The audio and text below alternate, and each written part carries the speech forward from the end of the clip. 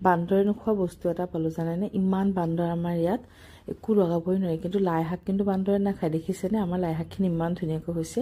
তো আজি ভাবিলোঁ লাই শাক দি মাছ বনাম আৰু এই কাটিব আহি গ'লোঁ ওপৰত আৰু ভালেমানখিনি ওলাই আৰু কেইটামান পালেং পাকো হৈছিলে তো মই ভাবিলোঁ এইকেইটা পালেঙৰে পকৰি বনাই পেলাই ইনে আৰু ৰাফাইতক খাব দিওঁ পকৰিকেইটা খাবলৈ বৰ ভাল হৈছিলে বেচন দি নিমখ হালধি অকণ দি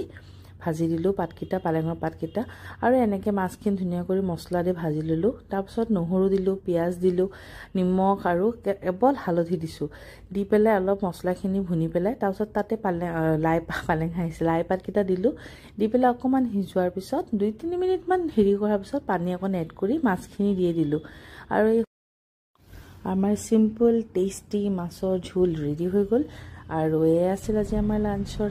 থালি তো আজিলৈকে আহিছোঁ নেক্সট ভিডিঅ'ত আকৌ লগ পাম ভাল লাগিলে ছাবস্ক্ৰাইব কৰি দিব আৰু লাইক এটা দিবলৈ নাপাহৰিব বাই বাই